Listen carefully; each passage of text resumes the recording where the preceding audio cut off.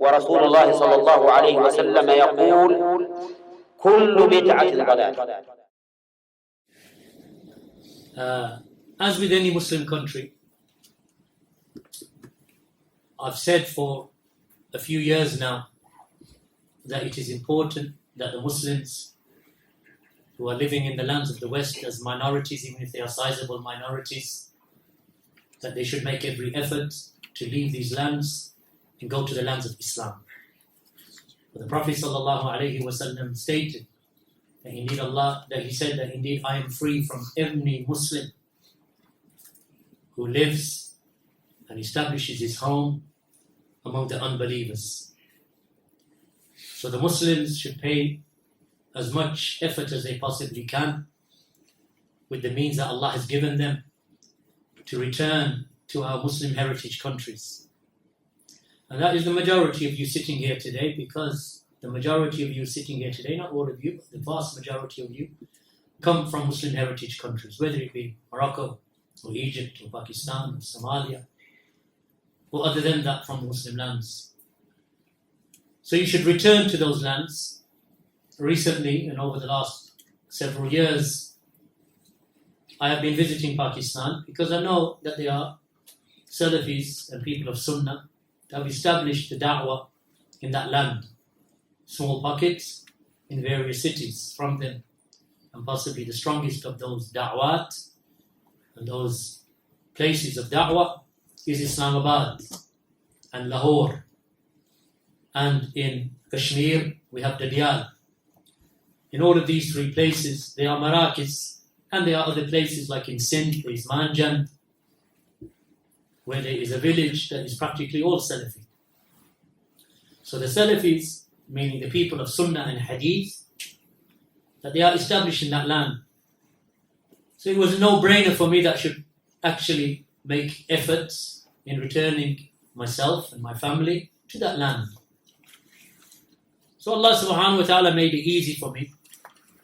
And we traveled, and now we have settled in Pakistan as a first home.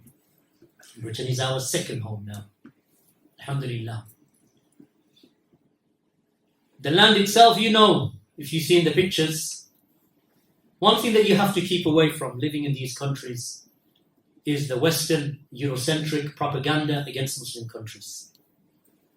Anything that is non-Europe or non-European, because America is considered as a European nation in the sense that its body of people that control it and run it and are in government and so on are from European heritage and European extract. Same with Canada, North America in general. So the concept that the Europeans they have is that anything that is non-European, then it is backward, it is uncivilized. And therefore, when you look at how they speak about those countries, that's the vision or the image that they put into your mind. That they are uncivilized, backward, underdeveloped, without manners. You have to watch that you don't get kidnapped and killed or raped. And this is the image that they give you of Muslim countries, where in reality the opposite is true. Crime rates in Pakistan are very small as compared to the West. Overall crime rates are negligible as compared to European countries, and even more negligible as it is compared to the US, for example, where rapes and murders are measured in minutes in Western countries, whereas in Muslim countries they are measured in months and years. Those lands are beautiful, but they are not shown in the beauty that they deserve. The only way that you're really going to see them is by visiting them. So anyone who visits Pakistan, you can go and visit the underbelly of any nation. If you want to go and see the horrible parts of any country, you can go. That's why when tourists come to the UK, where do they go? They stay within that 3-mile radius around Buckingham Palace. Because that is the tourist centre. Or they'll take a coach from there and drive up to Oxford and then come back again. But if they want to see the underbelly of Britain, then they can go and they will see it. They will see 40 or 50 stabbings every weekend in London, in places like Lewisham and Brixton and Tottenham.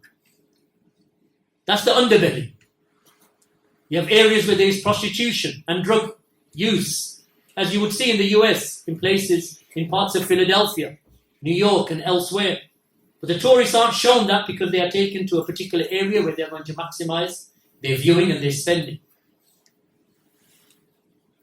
Do these Muslim countries have a bad side to them? Yes, they do. But you have to go and look out for them. You have to search them out. And just like you would do here. But there is so much khair in the lands of Islam. For one, those lands have preserved a great amount of morality, and the moral fabric of society is still intact. So fornication is frowned upon. It is prohibited in most Muslim countries still. You will not see homosexuality outwardly displayed. LGBT does not exist. In almost every Muslim country, it is prohibited and forbidden, and it is not seen. And it does not have access to your children. There is pride in those countries, but the pride is for Islam. So there is a general pride that they possess for their religion. Do they have deviations? Yes, they do. Which is the job of the people of Sunnah, as it was the job of the prophets, and the role of the prophets and messengers to guide them to Islam and the Sunnah and Tawheed. The environment in those countries in terms of its natural beauty is amazing. Even on the maps they show the Muslim countries as small, and some of them are like 4, 5, 6, 7 times the size of some European countries. But the general maps they show them as small and insignificant. They have valleys and mountains and rivers. There is business to be done in those lands. The skills that you possess, my brothers and sisters, the academic knowledge, the engineering knowledge, the various types of ulum and sciences that you have learned, go and benefit the Muslim countries with them. Take your wealth with you, take your families with you, and go and live amongst the Muslims. Your first step is to visit. Take your wife, take your children, and go on, what they refer to as a holiday. Go on a holiday. And go to some nice places. Just like if you were to go on a holiday in Europe, you would not look for the drugs and the ghettos and where the knife stabbings take place and where the shootings take place and say we spent a nice holiday, in one of the ghettos of Paris. You wouldn't do that. So why would you do that in a Muslim country? Go to a Muslim country and go to the nice cities. Go to Islamabad. Go to Lahore. Go to some of the other nice areas. Go to Hunza. And likewise in some of the other countries that you go to the nice areas. Get your children, get your wife, get your family. Allow their hearts to get attached to these countries. So yes, in Pakistan we have a da'wah. Markaz al-Darimi is established in Islamabad. There are students of knowledge there that teach. There is our brother Zubair Abbasi. There is our brother Tariq Ali Brohi. And likewise there is our brother who has migrated from England and returned back to Pakistan. Abu Arwa Ali Mir. And they are giving da'wah in Islamabad, in English, in Urdu. The families who are upon Salafiyah are growing. There is a masjid that they're building on the outskirts of Islamabad. A large masjid, capacity maybe up to 1,000. It should be ready if not by Ramadan, by Eid al-Adha next year, inshallah. So the community is growing and the da'wah is growing. Is it like the UK? No. Alhamdulillah, why should it be? Everywhere you go, you will see Muslims. Mutahajjibat, mutanaqibat, you will see niqabs and hijabs. You don't see nakedness there. Not like the nakedness, you won't see miniskirts and things like that in Pakistan. It's just not their culture. So they won't wear clothes like that. They will wear other types of clothes, but they will not be wearing revealing clothes in general. They're women. And you'll see a lot of people with beards. And you'll be given salam wherever you go. Assalamu alaikum wa alaikum salam. You walk into a shop, assalamu alaikum wa alaikum salam. Jazakallah khair. Shukran. Everywhere you go, you will not sense racism. And definitely there will be no Islamophobia. Your children are protected from the ills that you see in these societies. Your children will not be exposed to homosexuality, child abuse. They won't be exposed to it. It doesn't mean it doesn't take place, but they will not be exposed to it, inshallah. Fornication, you will not be exposed to it. All of these ideas of multiple genders and gender transition, you will not notice it there and you will not see it because it is not a part of their culture. It is not a part of Islamic culture. So what I would suggest is instead of buying that new car or that new rip-off iPhone, pay for free tickets because that's what an iPhone costs. I don't understand, how a person measures value these days. You just want another hole on the back of your camera. On the back there, they just want to add another hole. And you're going to pay another £800 for that. And you fall for it. Use your wealth. Instead of that new sofa, you already got a leather sofa. You don't need another one. Get someone to clean this one. You don't need to upgrade your car. Get some ticket money together. If you're Moroccan, go to Morocco. Or even if you're Pakistani, go to Morocco. It doesn't matter. Go to a Muslim country where there is some future for you to live. And that is normally in your heritage country. If you're a Pakistani, then it'll be Pakistan. If you're a Somali, then it'll be Somalia. Same with Morocco and so on. Visit those countries, get your children. Do you want the hearts of your children to be attached to this type of country? You're going to risk the future of your children and their education and how they start thinking and how they start becoming indoctrinated by the values of this society because you're too afraid to go back to Pakistan. Oh, they're poor. Alhamdulillah, they're poor. Jannah is filled with poor people. Inshallah, when you go back, you won't be poor. Because you'll take the wealth that you have gathered here and go to a Muslim country. Go and spend 2 or 3 weeks there in a nice part of Islamabad. And I recommend Islamabad because that's where Salafiyah is strongest. Stronger than other areas. Because of the students of knowledge and because of the markaz and because of the masjid. And the community that is there, and there are several expat communities there or families there. So I would suggest that you go there, enjoy your life there, enjoy your time there, enjoy your 2 or 3 weeks there, and think to yourself, could I live here? And the answer is yes, you can. Whether you want to, because you miss the corruption in this land, and you think that you're making more money here, but you're not making more money here. Truth be told. Because the amount of taxes that you pay in this country, you walk home and your spending power at the end of what you pay in your taxes is probably less than 50%. Because of income tax, national insurance, VAT on every purchase. So you think you're on 100,000, but your spending power is less than 50,000. After all the taxes that you pay here. And that's how you have to think. That the value of living in those countries is better. The environment is better. The religion is far better. The community is better. And the sun shines. The climate is beautiful in Islamabad. Surrounded by mountains. You wake up every morning, you go to your roof and you see the Margle Hills. And the Margle Hills are the actual foothills of the Himalayas that stretch for 1,000 miles up until they reach the Karakoram and the Himalayan range, where you'll find K2. K2, the second highest peak, is in Pakistan. It is a beautiful country, as is Morocco, as are many other Muslim countries.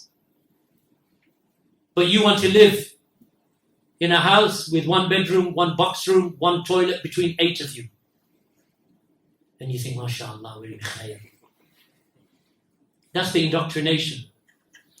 Generations have been brainwashed into this motherland. They colonized us for nearly 400 years.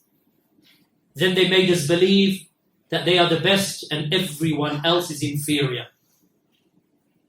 It took them 4 or 5 generations of migrants coming to this country before we start waving that flag as well. It's time, barakallahu feekum, to go back. Your parents didn't do it. Your grandparents didn't do it. You started. You know, they used to, in sociologists, they call it the myth of return. That's why your grandparents, they built houses in the village in Pakistan. And then your parents kept those houses and villas in the village. And they visited it possibly once every 2 years. But they built these big houses because they had the myth of return. They thought, we're going to return. But in the back of their mind, they knew it was a myth. We're not going back. But you can make that myth a reality. Many of you who come from Muslim heritage countries, you'll find that your parents have houses there, have properties there.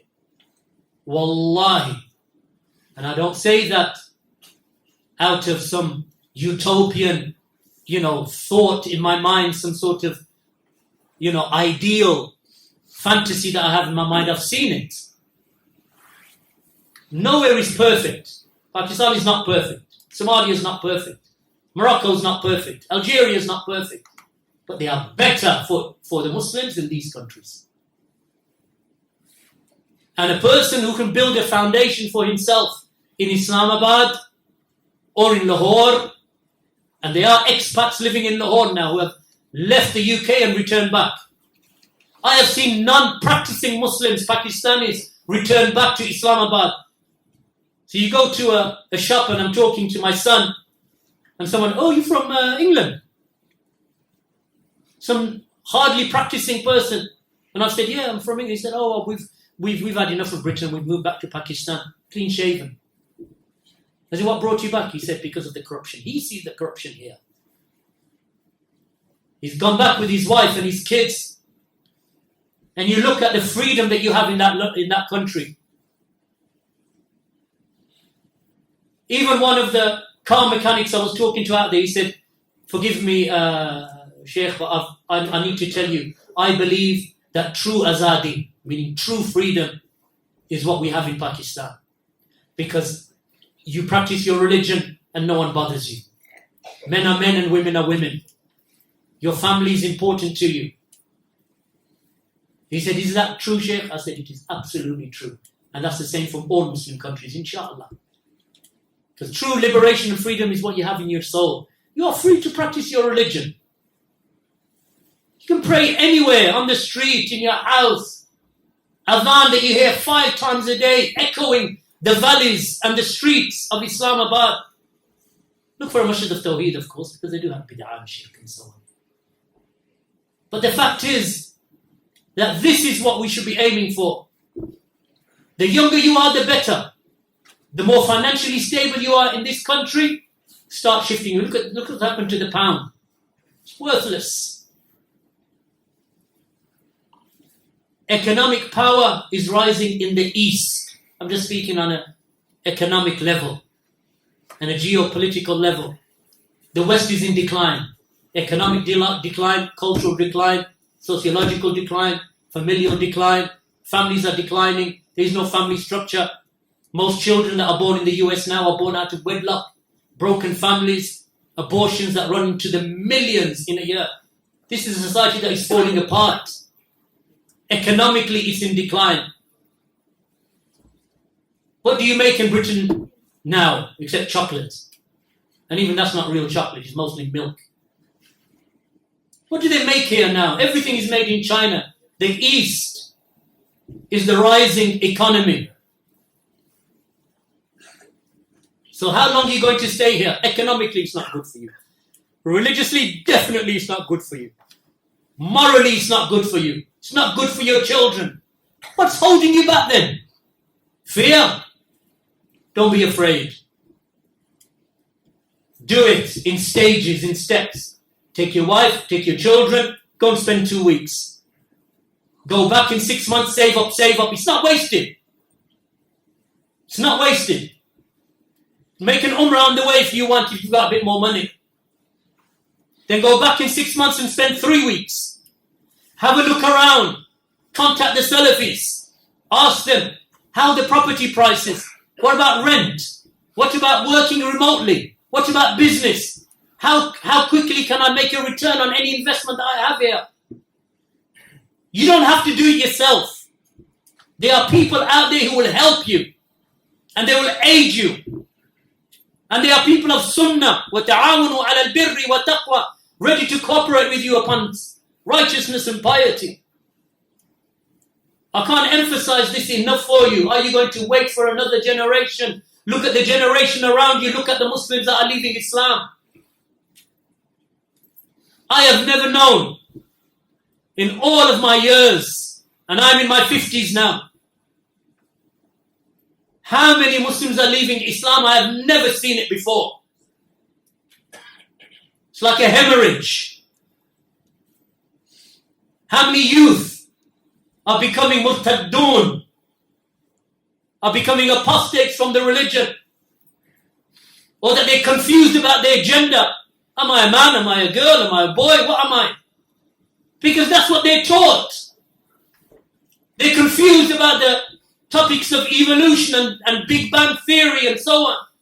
Confused about who is the creator, what did he create. You don't find that in Muslim countries. How long are you going to wait? Do you think, looking at the trajectory of where these societies are going, do you think that things are going to get better or worse? They're getting worse.